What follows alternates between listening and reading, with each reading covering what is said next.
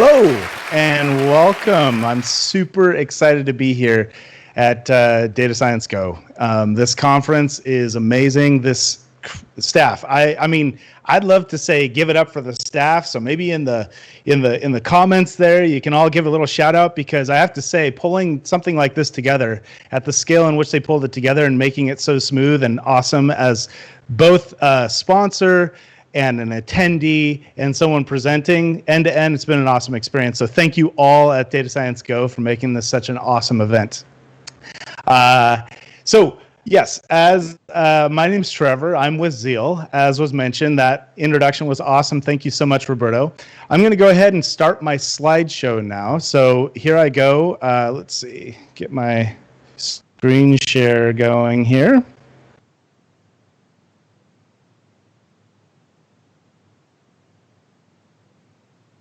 Okay.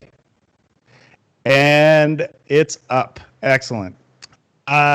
So let me just fix something here real quick. I've got one issue.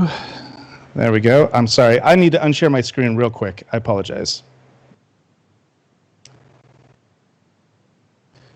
Have you unshared? Okay. Let me fix it real quick.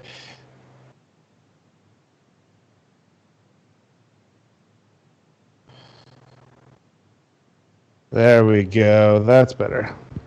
And starting the presentation again. Sorry about that.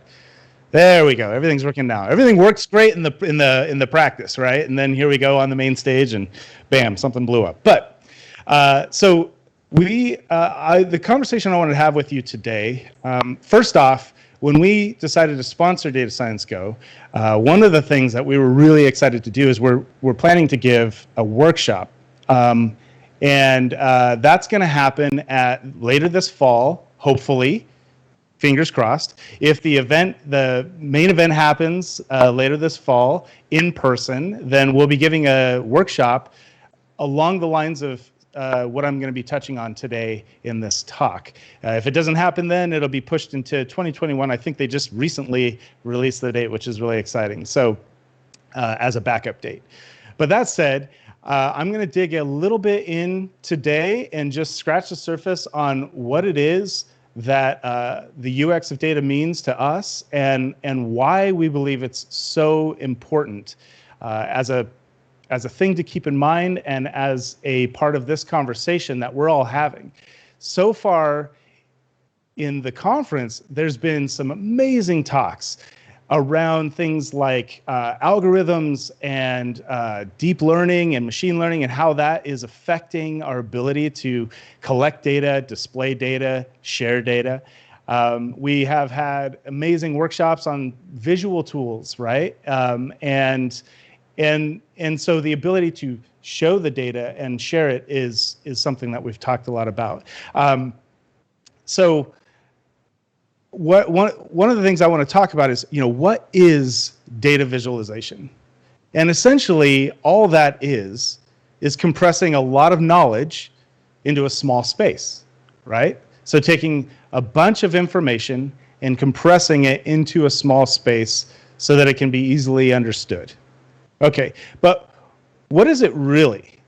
And to us, we believe that it's data plus an outcome, plus design, right? So data becomes information, information then becomes knowledge, and design is function plus form.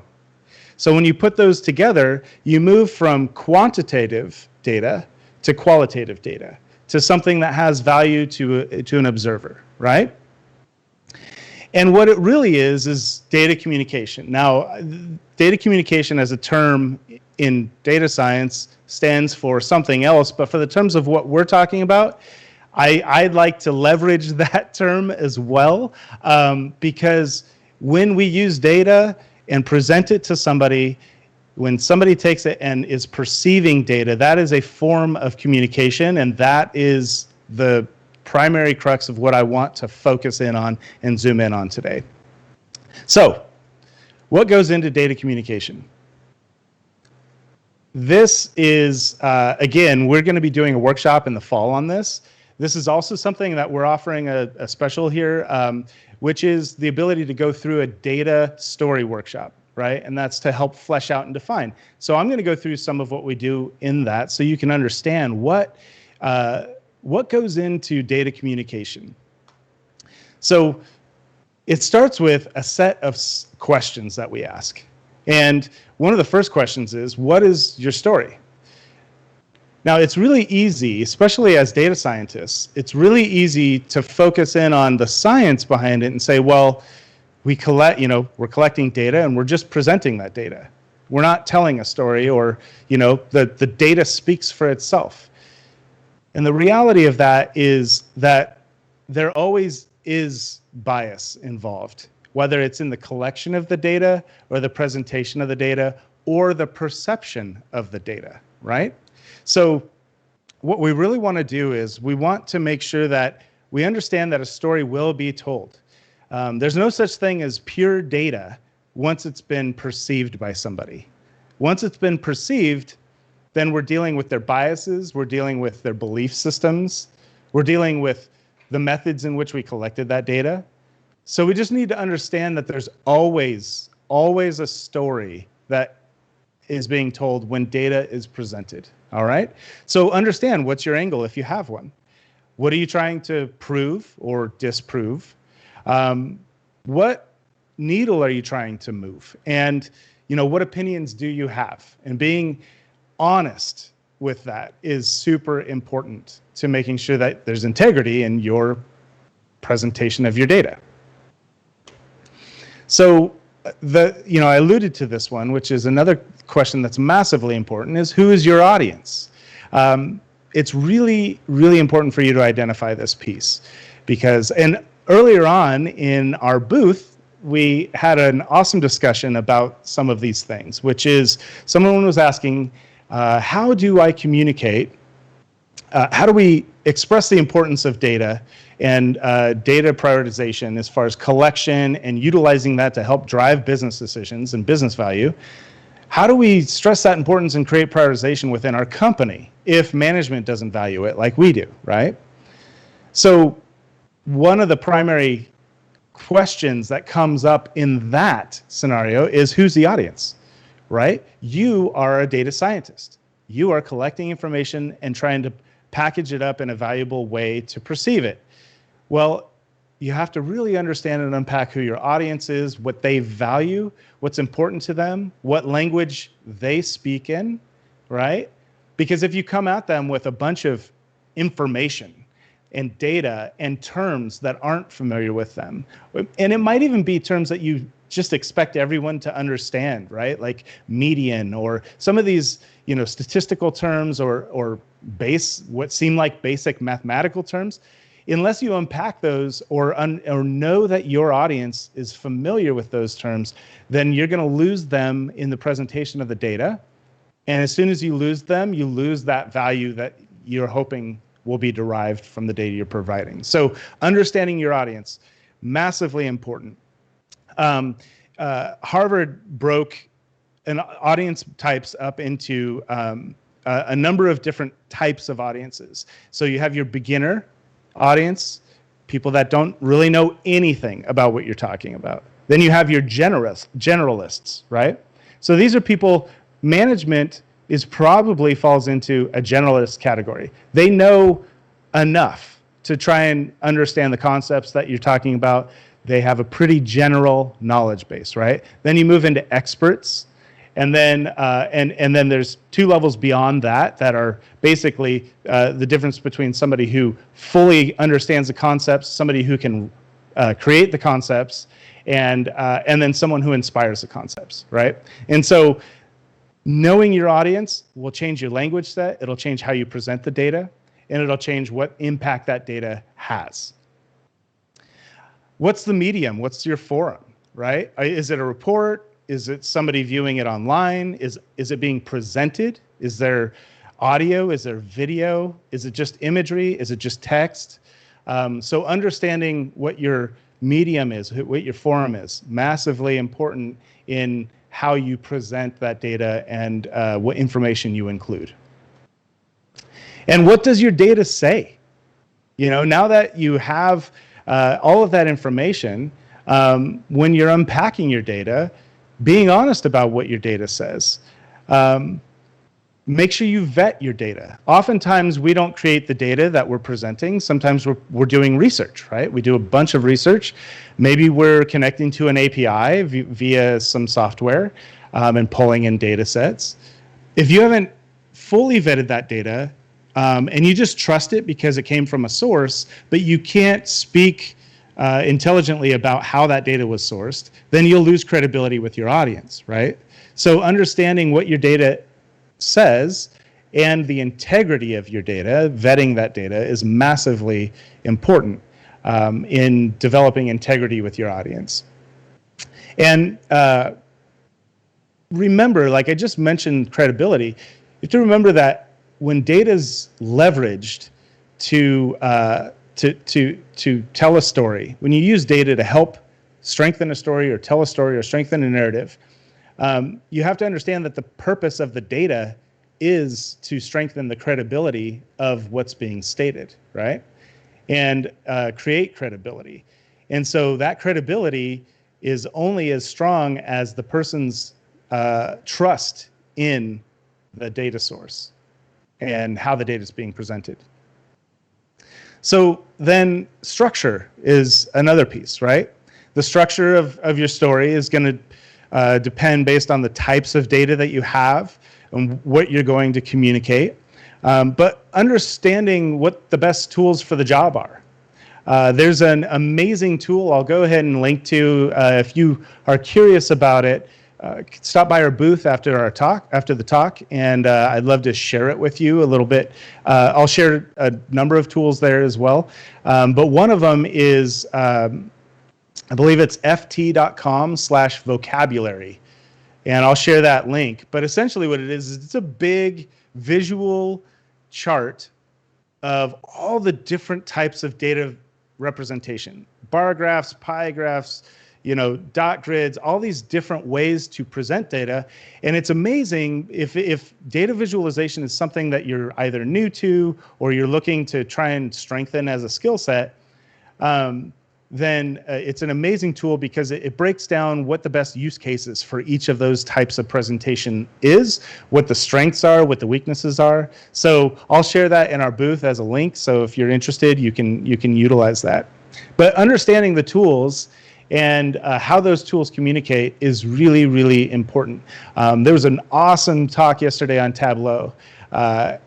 Super incredible tool. And once you harness that power, your ability to share data in meaningful ways is awesome. But again, understanding the tools,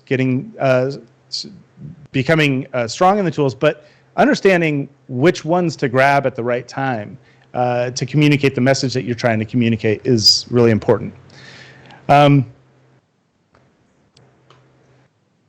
So one thing that we have to be careful of is data skewing. And data skewing happens usually unintentionally. Sometimes when there's a lack of integrity, it can happen intentionally. And this is something that you have to be careful of, both on the perceiving side as well as on the delivery side, right? And so I'm going to give an example. This example is actually from it's actually from 2008. It's a really great use case and example, so I'm going to use it. These numbers are a bit outdated, but that's okay. I'm actually working on an updated use case right now based on what's happening in the world with the coronavirus, and I'll maybe talk a little bit about that. I'd love to go into it in our booth after the talk. So if you'd like to stop by and talk about that, I'd love to share that with you. But here's an example of data skewing. Okay, this, by the way, just to make sure that I properly acknowledge it, it's The Guardian. It was an article on The Guardian written by David McCandless. So this is an example of the war chest. Who has the biggest military budgets per year, right? And it's really, you can see clearly there, the United States, and this is 2008 data. So just this whole conversation is in reference to 2008. So take that with a grain of salt. But you can imagine if I didn't mention that, for instance, the year in which the data was, if I didn't pre-frame it with the year and somebody assumed this was current, this data might not be relevant any longer, and you need to be careful of what dates your data was sourced and how relevant that still is. So there's one piece. But this is data skewing. So the U.S. spent $607 billion. That was their budget for 2008. And you can see China, 61 billion, UK, 60 billion. So with this in mind, it appears to be a really bloated budget, right? Matter of fact, if you take it one step further, you can actually take and shove those the next 9 budgets inside of the U.S. You can shove these 9 budgets inside the U.S. military budget, and that is the size of the U.S. military budget, right? And it's really easy to look at that number and assume that, assume some things about the United States and how they value their, military and the amount that they spend on military. Now, one thing that's missing from this equation is the GDP, right? So the GDP of major nations as combined to earnings in the United States is very different, right? You can see how the GDP of Japan, Germany, China, UK, and again, this is 2008 numbers, so keep that in mind. Things have changed, but they all fit inside of the United States GDP. So it doesn't seem fair not to factor that the wealth of the country in when assessing the military budget. So if you take the military budgets as a proportion of each country's GDP, a very different picture happens. So as a percentage of GDP, Myanmar spends 26% of their GDP on military. And you'll see that the US falls down to 4% of GDP and falls, down pretty far on that list. And the UK fell down to 29th place on that list. So this is really interesting, right? This is an interesting perspective. One of the things that when we think of military spending, oftentimes we'll look at active forces, right? We'll look at boots on the ground. So who has the most soldiers, right? Active forces. So China obviously has a massive military, military with boots on the ground. 2.1 million people in their military. The U.S. has 1.5 million people in military, and so on and so forth, right? You see North Korea has 1.1 million, Russia 1 million, okay? So if you adjust the parameters to a proportional view, right, what's missing from this? Per capita, right? The number of people that we have as opposed to the military. So if you put it in proportion, we see something very different, right? North Korea has 4,711 active force members per 100,000 people. And the US slides down to 45th, China slides to 124th on that list. So, and this is, it's really easy to look at those large numbers, the whole numbers, and assume that the US is a warmongering force, right? But when you take it into context, not to say that it's not, but that's a different opinion. But if you take it into context with proportion of budget and people, you'll see that these other countries actually spend a lot more of their budget and have a lot more of their people involved in the military. Now, if you take this to the next level, which is including total armed forces, it gets really interesting. North Korea, out of 100,000 people, a quarter of them, 25% of those people, are part of the military in some form. Soldiers, reservists, paramilitary, 25% of their population is part of the military in some form. And the United States falls even further, right? So this is an example of data skewing and data layering. We have to be careful when we're dealing with whole numbers. So this is that example I was talking to you about. I won't be able to go into it deeply here because time's about up. But what I wanted to display on here is if you look, this is testing data in the United States. Total tests reported, 26,781,000. Like that is a big number. The logistics that go into creating that number is intense. And then 10% positive tests. Positive tests reported 2.6 million. It's really easy to look at these numbers as whole numbers and assume that there's great test coverage. But when you look at this in a per capita basis, and then you look at the disclaimer at the bottom, this is from the CDC, by the way, about this data. This is super important. This is knowing the integrity of the data. These data are compiled from a number of sources. Not all tests are reported to CDC. There's one piece. The number of positive tests in a state is not equal to the number of cases, as one person may be tested more than once, right? So we need to understand the data and be able to present it as authentically and truthful and honestly as we possibly can. I'm going to wrap up. There's a little bit more, but I'm going to wrap up with an example of contrast, okay? And I'm not going to go into this example, but I'm going to point you at something. This is one of my probably one of my favorite data visualists on the planet. His name is Neil Halloran, and he has a YouTube channel, and he also has a website. Go check this website out. These are some of the best videos on data visualization, and they use contrast. And contrast just in almost exclusively, he uses symbols and numbers and data, and it's incredible. So check those out. They really tell amazing stories simply through data. So thank you very much. I'm going to go ahead and stop sharing my screen here. So let's see. Awesome. Yeah, thank you so much. This is this is just an amazing experience. All of the talks are super fascinating, and I'll leave you just be as honest and truthful with the data as possible, and understand that you're always telling a story. There's no such thing as pure data once it's been perceived. All right, and well, thank you so much for that awesome presentation, Trevor. I was scanning the chat right now, and everyone was super engaged. Everyone was so psyched, so glad with all the information that you were sharing. And well, I'd like to welcome you now to your very own DSGO live Q&A. Yeah, the way it works is that attendees will send questions through the chat, and I'll receive them here, and I'll ask them to you. So, well, attendees, you know what to do. Send your questions. We have a question coming up from Snehal. Question is, how to enhance the speed of execution while working on data science problems? Please advise some tips. I want to become a data science ninja.